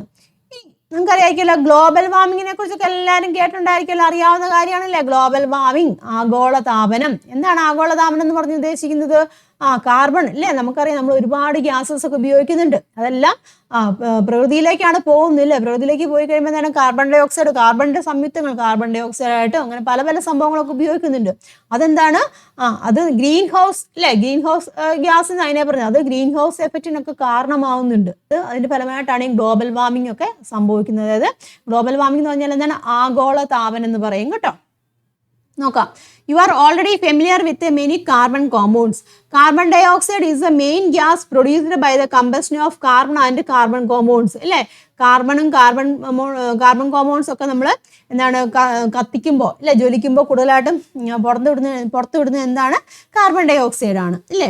Due to human activities and natural causes, the amount of carbon dioxide, methane and nitrous oxide gas in the atmosphere is increasing tremendously. These gases are called greenhouse gases. അതായത് നമ്മുടെ മനുഷ്യന്റെ ആക്ടിവിറ്റിയും അതുപോലെ തന്നെ എന്താണ് പ്രകൃതിയിലുള്ള പല കാരണങ്ങൾ കൊണ്ടുമൊക്കെ എന്താണ് അന്തരീക്ഷത്തിൽ എന്താണ് carbon dioxide, methane, nitrous oxide gas, carbon dioxide, methane, nitrous oxide ഇതിൻ്റെയൊക്കെ എന്താണ് അളവ് വളരെയധികം കൂടിയിരിക്കുകയാണ്. അപ്പോൾ ഈ ഗ്യാസിനെയൊക്കെയാണ് നമ്മൾ എന്താണ് ഗ്രീൻ ഹൗസ് ഗ്യാസസ് എന്ന് പറഞ്ഞത്. Carbon dioxide, methane, nitrous oxide. മനസ്സിലായല്ലോ. അപ്പൊ ഇതിനെയൊക്കെ എന്താണ് ഗ്രീൻ ഹൗസ് ഗ്യാസസ് എന്ന് പറയും. ക്ലിയർ ആയല്ലോ. അപ്പം ഈ ഗ്രീൻ ഹൗസ് ഗ്യാസസ് അല്ലേ നമുക്കറിയാവുന്നതാണ്, വളരെ അധികം ദോഷം ചെയ്യുന്നതാണ് അല്ലേ. അപ്പൊ അതിന്റെ ഫലമായിട്ട് എന്താണ് ഇതിങ്ങനെ പുറത്തോട്ട് പോവുക ചെയ്യുന്നത്. അപ്പൊ അന്തരീക്ഷത്തിൽ എന്തുണ്ട് നമുക്കറിയാം, സൂര്യപ്രകാശത്തോടൊപ്പം എന്താണ് നമ്മുടെ UV ലൈറ്റ്, അൾട്രാവയലറ്റ് റേസ് ഉണ്ട്, ഇൻഫ്രാറെഡ് റേസും ഒക്കെ ഉണ്ട് നമുക്കറിയാം. ഇതൊക്കെ എന്ത് സംഭവിക്കുന്നുണ്ട്, ഇത് ഈ വികിരണം ഭൂമിയിലേക്ക് വരുക ചെയ്യുന്നത്. അപ്പൊ എന്ത് സംഭവിക്കുന്നുണ്ട്, ഈ ഗ്രീൻ ഹൗസ് ഗ്യാസസ് എല്ലാം അതിനെ ഭൂമിയിലേക്ക് വരുന്ന ഇതൊക്കെ നമുക്ക് അത്യാവശ്യമുള്ളതാണ്. UV വേണ്ടല്ലേ, അൾട്രാവയലറ്റ് റേസ് ആണ് നമ്മുടെ സ്കിന്നിനൊക്കെ ആവശ്യമുള്ളതാണ്. IR റേസ് ഒക്കെ നമ്മൾ ആവശ്യമുള്ളതാണ്. IR റേസ് എന്ന് വെച്ചാൽ ഹീറ്റ് റേസ് ആണ് കേട്ടോ. ഇതൊക്കെ ആവശ്യമുള്ളതാണ്. ഇത് എന്താണ് ഭൂമിയിലേക്ക് വരുന്നതിന് ഈ ഗ്രീൻ ഹൗസ് ഗ്യാസസ് അവിടെ തടയും. മനസ്സിലാവുന്നുണ്ടോ. അതിന്റെ ഫലമായിട്ട് ഭൂമിയുടെ ടെമ്പറേച്ചർ കൂടുകയും എന്താണ് സംഭവിക്കുക, അന്തരീക്ഷത്തിലെ ടെമ്പറേച്ചറും ഭൂമിയുടെ അന്തരീക്ഷത്തിലെ ടെമ്പറേച്ചറും ഒക്കെ കൂടും. അതിനെയാണ് നമ്മൾ ഗ്രീൻ ഹൗസ് എഫക്റ്റ് എന്ന് പറയുന്നത്. അപ്പം നമ്മൾ അല്ലെങ്കിൽ പ്രകൃതിയിൽ നിന്ന് പുറന്തള്ളുന്ന ഗ്രീൻ ഹൗസ് ഗ്യാസസ്, അതായത് carbon dioxide, methane, nitrous oxide ഒക്കെ എന്താണ് ഇത് മുകളിലോട്ട് പോവുകയാണ്. ഇത് മുകളിലോട്ട് പോകും. അപ്പോൾ സണ്ണിൽ നിന്ന് എന്താണ് UVയും IR റേസ് ഒക്കെ വരുന്നുണ്ട്. പക്ഷെ എന്താണ് ഭൂമിയിലേക്ക് വരുമോ, ഇല്ല. ഇതിങ്ങനെ മുകളിലോട്ട് പോകുമ്പോൾ ഇതിനെ തടഞ്ഞിർത്തും, ഇതിങ്ങോട്ട് വരുന്നതിനെ തടഞ്ഞിർത്തും. അപ്പം എന്ത് സംഭവിക്കും, ഭൂമിയിൽ ഹീറ്റ് കൂടും, ഹോട്ടാവും, താപനിലയൊക്കെ കൂടുകയും ചെയ്യും. അപ്പോൾ അതിൻ്റെ ഫലമായിട്ടാണ്, അല്ല അതിനെ നമ്മൾ പറയുന്ന പേരാണ് ഗ്രീൻ ഹൗസ് എഫക്റ്റ് എന്ന് പറയും, ഹരിതഗേഹ പ്രഭാവം എന്ന് പറയും. മനസ്സിലായല്ലോ. അപ്പൊ എന്താണ് സംഭവിക്കുന്നത്, ഭൂമിയുടെയും അന്തരീക്ഷത്തിന്റെയും ടെമ്പറേച്ചർ ഉണ്ടല്ലോ ഉയരും അല്ലേ, നമുക്ക് ടെമ്പറേച്ചർ കൂടുതലേ. അപ്പൊ അതിനെയാണ് നമ്മൾ ഗ്ലോബൽ വാർമിംഗ് എന്ന് പറയുന്നത്. ഓക്കെ ആണല്ലോ, ഇത് അവിടെ എഴുതിയിട്ടുണ്ട് കേട്ടോ. You have learn that UV, ultraviolet and infrared rays reach the earth surface along with sunlight. സൺലൈറ്റിന്റെ കൂടി അൾട്രാവയലറ്റ് റേസും ഇൻഫ്രാറെഡ് റേസും ഭൂമിയിലേക്ക് എത്തുന്നുണ്ട്. Infrared rays are heat radiations. Greenhouse gases present in the atmosphere trap a part of the infrared radiation and that is reflected and radiated from the earth. So the temperature of the earth and the atmosphere increases. This is called greenhouse effect. എന്താണെന്ന് മനസ്സിലായോ. നമുക്കറിയാം സൂര്യപ്രകാശത്തോടൊപ്പം എന്താണ് ultraviolet രശ്മികളും infrared രശ്മികളും ഭൂമിയിൽ എത്തുന്നുണ്ട്. അപ്പൊ എന്താണ് സംഭവിക്കുന്നത്, infrared raise എന്ന് വെച്ചാൽ താപീയ വികിരണങ്ങളാണ്, നമ്മൾ ഹീറ്റ് റേസ് ആണെന്ന് പറഞ്ഞത്. അപ്പം ഭൂമിയിൽ നിന്ന് പ്രതിഫലിക്കുന്നുണ്ട്, അതുപോലെ വികിരണം ചെയ്യിപ്പിക്കുകയും ചെയ്യുന്ന ഈ ഇൻഫ്രാറെഡ് രശ്മികൾ ഒരു ഭാഗം എന്ത് സംഭവിക്കുന്നുണ്ട്, അന്തരീക്ഷത്തിലെ ഈ ഗ്രീൻ ഹൗസ് ഗ്യാസസ് ഇങ്ങനെ തടഞ്ഞിർത്തും. അതുമൂലം എന്ത് സംഭവിക്കുന്നുണ്ട്, ഭൂമിയുടെ അന്തരീക്ഷത്തിന് ടെമ്പറേച്ചർ കൂടും. അതിനെയാണ് നമ്മൾ ഗ്രീൻ ഹൗസ് എഫക്റ്റ് എന്ന് പറഞ്ഞാൽ ഹരിതഗേഹ പ്രഭാവം എന്നൊക്കെ പറയും കേട്ടോ, ഗ്രീൻ ഹൗസ് എഫക്റ്റ് എന്ന് പറയും. അപ്പം ആ phenomena of increasing the average temperature of the earth and the atmosphere is called global warming. അപ്പോൾ ഇതിന്റെ ഫലമായിട്ട് എന്ത് സംഭവിക്കുന്നുണ്ട്, ഭൂമിയുടെയും അന്തരീക്ഷത്തിന്റെയും താപനില ആവറേജ് ടെമ്പറേച്ചർ ഉയരുന്നു. അപ്പോൾ അതിനെ എന്ത് പറയുന്നതിന് ഗ്ലോബൽ വാർമിങ്. ക്ലിയർ ആയല്ലോ. അപ്പം നമ്മൾ ഒരുപാട് ഗ്യാസസ് പുറന്തള്ളുന്നുണ്ട്. അതിൻ്റെയൊക്കെ ഫലമായിട്ട് എന്താണ് ഭൂമിയുടെ അന്തരീക്ഷത്തിന് ടെമ്പറേച്ചർ കൂടും. അപ്പോൾ അതിനെ പറയുന്ന പേരാണ് ഗ്ലോബൽ വാർമിംഗ് എന്ന് പറയും. അത് വളരെയധികം നമ്മുടെ ഓസോൺ ലെയർ ഒക്കെ ഉണ്ട്, നമ്മുടെ ഭൂമിയെ പ്രൊട്ടക്ട് ചെയ്യുന്ന ലെയറാണ് ഓസോൺ ലെയർ എന്ന് പറഞ്ഞു കഴിഞ്ഞാൽ. അപ്പോൾ അതിനൊക്കെ വിള്ളലൊക്കെ വരുന്നതെന്നൊക്കെ ഇപ്പോൾ കണ്ടുപിടിച്ചിട്ടുണ്ട്. വിള്ളൽ വലുതായിക്കൊണ്ടിരിക്കുക എന്ന് പറയുന്നുണ്ട്. അപ്പോൾ ഒരുപാട് ഗ്യാസസ് ഇങ്ങനെ പുറന്തള്ളുമല്ലേ, വാഹനങ്ങളുണ്ട്, നമ്മൾ ഇൻഡസ്ട്രിയൽ പർപ്പസ് കൂടിക്കൊണ്ടിരിക്കുകയാണ്, നമ്മുടെ നീഡ്സ് കൂടിക്കൊണ്ടിരിക്കുക, അതനുസരിച്ച് കെമിക്കൽസ് ആണ് നമ്മൾ അന്തരീക്ഷത്തിലേക്ക് വിടുന്നത് അല്ലേ. അതിൻ്റെ ഫലമായിട്ട് ഗ്ലോബൽ വാർമിംഗ് ഒക്കെ ഉണ്ടാവാൻ ചാൻസ് ഉണ്ട്. മനസ്സിലായല്ലോ എന്താണ് ഗ്ലോബൽ വാർമിംഗ് എന്നുള്ളത്, കൃത്യമായിട്ട് വായിച്ച് മനസ്സിലാക്കുക കേട്ടോ. ഇനി green house gases, global warming എങ്ങനെയാണ് ഈ ഗ്രീൻ ഹൗസ് ഗ്യാസസ് അതിൻ്റെ ഫലമായിട്ട് ഗ്ലോബൽ വാർമിംഗ് ഉണ്ടാകുന്നത് എന്നൊക്കെ കാര്യം ഇവിടെ കൊടുത്തിട്ടുണ്ട് കേട്ടോ. അപ്പം ഗ്രീൻ ഹൗസ് ഗ്യാസസ് എന്തൊക്കെയാണെന്നാണ് നമ്മൾ പറഞ്ഞത്? കാർബൺ ഡൈ ഓക്സൈഡ് ഉണ്ടെന്ന് പറഞ്ഞു ഇല്ലേ? എന്താണ്? അതുപോലെ മീഥേൻ ഉണ്ടെന്ന് പറഞ്ഞു, നൈട്രസ് ഓക്സൈഡ്, പിന്നെ CFC കേട്ടോണ്ടായിരിക്കും, ക്ലോറോ ഫ്ലൂറോ കാർബൺ എന്ന് പറയും. നമ്മുടെ റെഫ്രിജറേറ്റർ ഒക്കെ ഉണ്ടല്ലോ, റെഫ്രിജറേറ്ററിൽ നിന്നൊക്കെ ഒരുപാട് പുറന്തള്ളുന്ന ഒരു എന്താണ് വാതകമാണ് ഈ ക്ലോറോ ഫ്ലൂറോ കാർബൺ അല്ലെങ്കിൽ CFC എന്ന് പറഞ്ഞിരിക്കുന്നത്. അതാ നോക്കിയാൽ ഗ്ലോബൽ വാർമിംഗ് എന്തുമാത്രം അത് കാരണമാകുന്നുണ്ടെന്ന് കണ്ടല്ലേ, പെർസെൻറ്റേജ് കണ്ടല്ലേ? കാർബൺ ഡൈ ഓക്സൈഡ് 55% അല്ലേ? ആഗോളതാപനത്തിൽ ഈ കാർബൺ ഡൈ ഓക്സൈഡിന്റെ പങ്ക് നോക്കിയാൽ 55% ആണ്. അത് ആനുവലി എന്തുമാത്രം അത് ഇൻക്രീസ് ചെയ്യുന്നതെന്ന് നോക്കിയേ. അപ്പോൾ മീഥേന് കണ്ടല്ലേ, ഇതാന്ന് നോക്കിയേ, കാർബൺ ഡൈ ഓക്സൈഡിന്റെ അളവാണ് കൂടുതൽ. ഇതെല്ലാം എന്താണ്? നമ്മുടെ ഗ്ലോബൽ വാർമിങ്ങിന് കാരണമാകുന്നുണ്ട്. മനസ്സിലാവുന്നല്ലോ. അപ്പോൾ അതുപോലെ തന്നെ ഓസോണും ജലവാഷ്പവും ഒക്കെ എന്താണ്? വേപ്പർ അല്ലേ, അതൊക്കെ എന്താണ്? Water vapour also responsible for global warming. പലതരത്തിലുള്ള കാര്യങ്ങളൊക്കെ ഗ്ലോബൽ വാർമിങ്ങിന് കാരണമാകുന്നുണ്ട്. പക്ഷേ കൂടുതലായിട്ടും എന്താണ്? ഈ ഗ്രീൻ ഹൗസ് ഗ്യാസസിൻ്റെ എഫക്റ്റ് മൂലമാണ് അവിടെ എന്തുണ്ടാകുന്നത്? ഗ്ലോബൽ വാർമിംഗ് കൂടുതലായിട്ട് ഉണ്ടാകുന്നത്. ഒക്കെ മനസ്സിലാക്കിയിരിക്കട്ടെ. അപ്പം ഇതിൻ്റെയൊക്കെ ഉപയോഗം നമ്മൾ കഴിവതും കൺട്രോൾ ചെയ്യുക. ഉപയോഗിക്കരുതെന്നല്ല പറയാം, നമുക്കെല്ലാം ആവശ്യമാണല്ലേ, നമുക്ക് ഇതെല്ലാം നീഡ്സ് ആയിട്ടുള്ള കാര്യങ്ങളാണ്. പക്ഷേ അതിൻ്റെ ഉപയോഗം നമ്മൾ കൺട്രോൾ ചെയ്യുക, കൺട്രോൾഡ് മാനറിൽ ഉപയോഗിക്കുക. ഓക്കെ ആണല്ലോ. അപ്പോൾ that is A carbon compound. നമ്മൾ കാർബൺ കോമ്പൗണ്ട്, ഫോസിൽ ഫ്യൂൽസിനെ കുറിച്ചൊക്കെ ഡിസ്കസ് ചെയ്ത് ഗ്ലോബൽ വാർമിങ്ങും എന്താണെന്ന് മനസ്സിലാക്കി. ഇതുമായിട്ട് ബന്ധപ്പെട്ടതാ ഇവിടെ ഒരു ക്വസ്റ്റ്യൻ ഉണ്ട്. എന്താണ് കൊടുത്തിരിക്കുന്നത്? What are the consequences of global warming? What are the ways to effectively counter global warming? Organize a panel discussion on this topic എന്ന് പറഞ്ഞിരിക്കുന്നത്. അല്ല, അതായത് ആഗോളതാപനം ഉണ്ടാകുന്ന പ്രത്യാഘാതങ്ങൾ എന്തൊക്കെയാണ്, ആഗോളതാപനം ഫലപ്രദമായി ചെറുക്കുന്നതിനുള്ള മാർഗങ്ങൾ എന്തൊക്കെയാണെന്നാണ് ചോദിച്ചത്. ഒരു പാനൽ ഡിസ്കഷൻ നടത്താനാണ് പറഞ്ഞിരിക്കുന്നത്. ഇപ്പോൾ പ്രത്യാഘാതങ്ങൾ അല്ലെങ്കിൽ കോൺസിക്വൻസ് എന്തൊക്കെയാണെന്ന് ജസ്റ്റ് ഒന്ന് ഞാൻ നോട്ട് ചെയ്ത് കൊടുത്തിട്ടുണ്ട്, നോക്കട്ടെ. അതൊക്കെയാണ്: global warming is causing increasingly frequent and intend heat waves which ത്രട്ടൺ ecosystems and humans. അല്ലെ, ഹീറ്റ് റേസിന്റെ കൂടും, അപ്പോൾ നമ്മൾ ഹ്യൂമൻസിനെ എക്കോസിസ്റ്റത്തിനെ അഫക്റ്റ് ചെയ്യുമെന്ന് പറഞ്ഞിട്ടുണ്ട്. പിന്നെ എന്താണ്? Sea levels are rising faster as ice caps and glaciers melts threatening coastal region. അതായത് സീ ലെവലൊക്കെ കൂടുകയും അതുപോലെ ഐസിങ് ഉരുകുന്നൊക്കെ കേട്ടിട്ടില്ലേ? ഐസിങ് ഒക്കെ ഉരുകുന്നു, അങ്ങനെ പ്രതിഭാസങ്ങളൊക്കെ സംഭവിക്കുന്നുണ്ട്. ഇതൊക്കെ ഇതിൻ്റെ എഫക്റ്റ് ആണ് കേട്ടോ. പിന്നെ എന്താണ്? Hurricanes, droughts and floods are becoming more severe due to global warming, inflicting extensive damage and death. ഒരുപാട് എന്താണ് സുനാമി പോലെയുള്ള അങ്ങനെ കാര്യങ്ങളൊക്കെ സംഭവിക്കുന്നുണ്ടല്ലേ, വെള്ളപ്പൊക്കവും സുനാമിയൊക്കെ സംഭവിക്കും. ഇതൊക്കെ എന്താണ്? ഒരുപാട് ദോഷം ചെയ്യുന്ന കാര്യങ്ങളാണ്, ഡാമേജ് ഉണ്ട്, ഭൂമിക്ക് ഡാമേജ് ഉണ്ടാക്കുന്ന കാര്യങ്ങളാണ്. Many plant and animal species are losing habitat and extinction due to climate change. ക്ലൈമറ്റിൽ കാലാവസ്ഥയിലൊക്കെ വ്യതിയാനം ഉണ്ടാകുന്നില്ല, അപ്പോൾ എന്താണ്? അവിടെ ഹാബിറ്റാറ്റും ഒക്കെ നഷ്ടപ്പെടുന്നുണ്ട്. പിന്നെ എന്തൊക്കെ മാർഗങ്ങളാണ് നമുക്ക് റെഡ്യൂസ് ചെയ്യാമെന്നാണ് നമ്മൾ നോക്കുന്നത് കേട്ടോ. ഏതൊക്കെ മാർഗങ്ങൾ ഉപയോഗിച്ച് നമുക്ക് റെഡ്യൂസ് ചെയ്യാം? ഫോസിൽ ഫ്യൂൽസിൻ്റെ ഉപയോഗമൊക്കെ നമ്മൾ കുറയ്ക്കുക, അഫോറസ്റ്റേഷൻ അതായത് വനവൽക്കരണം, അതായത് നമ്മൾ ഡിഫോറസ്റ്റേഷനൊക്കെ കുറയ്ക്കുക, അതായത് മരങ്ങളൊക്കെ വെട്ടി കളയുന്നതൊക്കെ നമ്മൾ കുറച്ചിട്ട് മരങ്ങളൊക്കെ വച്ചു പിടിപ്പിക്കുക അല്ലേ, മരങ്ങൾ. അപ്പോൾ ഓക്സിജൻ്റെ അളവൊക്കെ കൂടും അന്തരീക്ഷത്തിൽ അല്ലേ. അപ്പോൾ ഡിഫോറസ്റ്റേഷനൊക്കെ നമ്മൾ എന്താണ് കുറയ്ക്കാനൊക്കെയാണ് പറയുന്നത്. അപ്പം മാക്സിമം കാർബൺ ഫോസിൽ ഫ്യൂലാണ് പ്രധാനമായിട്ട്. ഫോസിൽ ഫ്യൂലിൻ്റെ ഉപയോഗമൊക്കെ നമ്മൾ കുറയ്ക്കുക, അതാണ് പ്രധാനമായിട്ട് ചെയ്യേണ്ട കാര്യങ്ങൾ. അപ്പോൾ ഇതിനെക്കുറിച്ചൊക്കെ ഒരു ഡീറ്റെയിൽ ആയിട്ടുള്ള അവയർനെസ് എല്ലാവർക്കും ഉണ്ടായിരിക്കണം. അപ്പോൾ ഓക്കെ ആണല്ലോ. അപ്പോൾ that is about this chapter. അപ്പോൾ ഈ ഒരു ചാപ്റ്റർ നമ്മൾ കുറച്ച് ഓർഗാനിക് സംയുക്തങ്ങളുടെ ഘടനയാണ് കണ്ടതല്ലേ. നമ്മൾ ബെൻസീന് അതുപോലെ നാഫ്തലീൻ അങ്ങനെയുള്ള കുറച്ച് ഓർഗാനിക് കോമ്പൗണ്ട് ഘടനയൊക്കെ അല്ലേ പഠിച്ചത്. അപ്പം ഒരുപാട് ഓർഗാനിക് സംയുക്തങ്ങളൊക്കെ ഉണ്ട്. അവയുടെ നോമൻക്ലേച്ചർ നമ്മൾ ബേസിക് ആയിട്ടുള്ള കുറച്ച് കാര്യങ്ങളാണ് പഠിച്ചോട്ടെ. ഇപ്പം നോമൻക്ലേച്ചറും കെമിക്കൽ പ്രോപ്പർട്ടീസിനൊക്കെ നമുക്ക് ഇനി ഹയർ ക്ലാസ്സുകളിൽ പ്രത്യേകിച്ച് 10ാം ക്ലാസ്സിൽ വരുമ്പോൾ നമുക്ക് പഠിക്കാണ്ട് 10th ഫസ്റ്റ് ചാപ്റ്ററാണ് ഈ ഓർഗാനിക് കെമിസ്ട്രി എന്ന് പറഞ്ഞിരിക്കുന്നത്. 2 ചാപ്റ്റർ ഉണ്ട് കേട്ടോ ഓർഗാനിക് കെമിസ്ട്രിയുടെ. ചൂടെ അഡ്വാൻസ്ഡ് ആയിട്ടുള്ള സെക്ഷൻസ് ആണ്.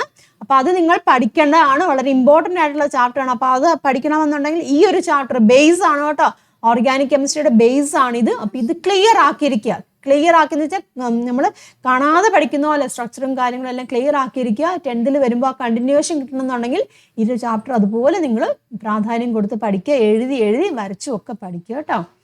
അപ്പോൾ എല്ലാവർക്കും ക്ലിയർ ആയി കാണുമെന്ന് ഞാൻ വിചാരിക്കുന്നു. ഇനി നമുക്ക് ഇതിൻ്റെ അകത്തുള്ളത് ലെറ്റസസ് ആണ്, നമുക്ക് മറ്റൊരു വീഡിയോയിൽ ഡിസ്കസ് ചെയ്യാം കേട്ടോ. അപ്പോൾ എല്ലാവരും പറഞ്ഞ കാര്യങ്ങളൊക്കെ ഓർത്തുകൊണ്ട് എഴുതി മനസ്സിലാക്കി ഒക്കെ പഠിക്കുക കേട്ടോ.